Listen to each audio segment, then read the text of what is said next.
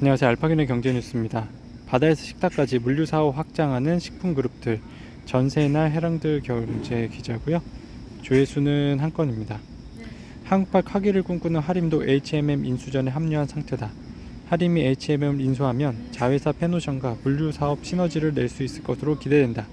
기존 페노션은 주력 사업이 벌크선이고 H&M은 컨테이너선이 중심이라 물류 사업의 포트폴리오를 다양화할 수 있다는 점에서다.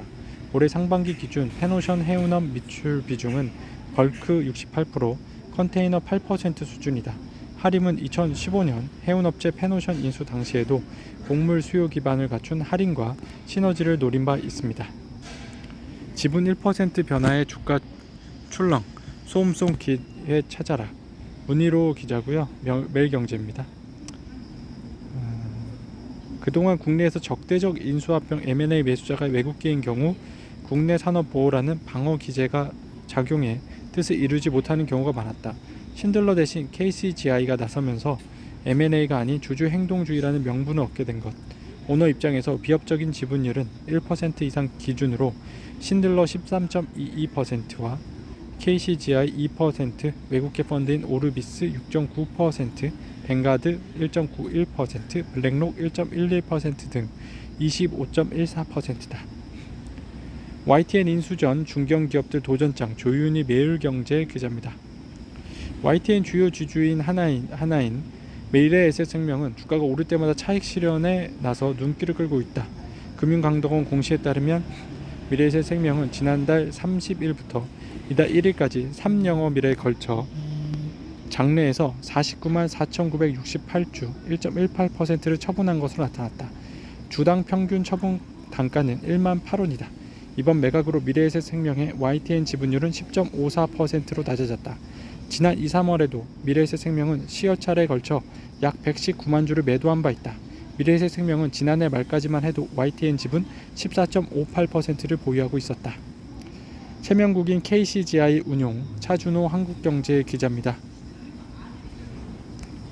주주 제한 타이밍도 좋지 못했다. 현 회장은 지난 3월 현대 엘리베이터 2대 주주인 신들러 측이 제기한 주주 대표 소송에서 최종 패소해 대규모 현상금을 마련해야 하는 위기를 맞았다. 경영진에게 책임을 물을 적기를 그대로 흘려보냈다는 지적이다. 현 회장과 수년간 분쟁을 벌여온 신들러 측과의 협력도 원활하지 않은 것으로 알려졌죠. 소카 2대 주주 노리는 롯데렌탈, 독과점 고가 인수 논란에 휩싸였습니다. 유연석 아시아경제 기자입니다. 독과점 문제가 제기될 수 있다. 소카가 현대카드 결제 금액을 기준으로 집계한 자료를 살펴보면 2020년 국내 카쉐어링의 시장에서 1위는 소카로 점유율 65.7%에 이른다. 이어 그린카 29.4%, 딜카 5.0%였다. 하지만 지난해 딜카가 서비스를 종료하면서 올해 반기 기준 점유율은 소카 83.38%, 그린카 16.62%가 됐다. 롯데렌탈은 그린카의 지분 84.71%를 보유하고 있다. 이번 인수로 지분율 32.91%로 소카 2대 주주에 오른다. 카쉐어링에서 절대적인 위치를 차지하게 되는 것입니다.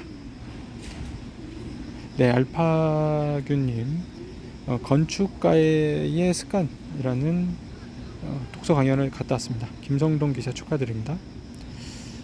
김성동 작가죠.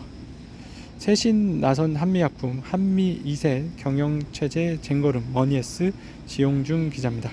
조회수 한 건. 그동안 한미약품그룹은 2020년 창업자 고 임성기 회장의 타계 이후 송영숙 회장이 경영권을 잡고 장남 임종윤, 임주연, 차남 임종훈 등이 각각 사업 부분을 나눠 한미약품 경영에 참여했다. 변화의 조짐이 일었던 시기는 2022년 3월이다.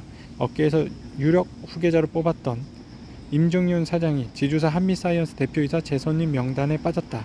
이와 함께 임지연 사장도 등기임원에서 자진 사임하면서 후계 구도가 원점으로 돌아왔다는 분석이 나옵니다.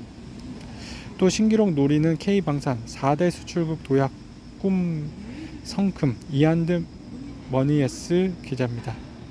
한국의 방산 수출은요 2021년 이후 큰 폭으로 증가하는 수치다.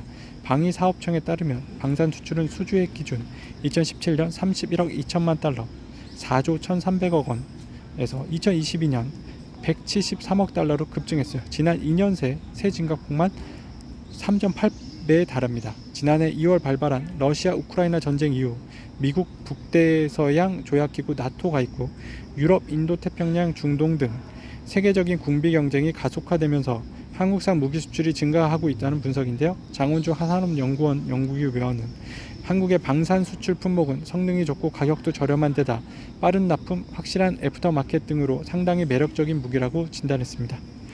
카카오톡 오픈 채팅방에서 알파균 검색해주세요.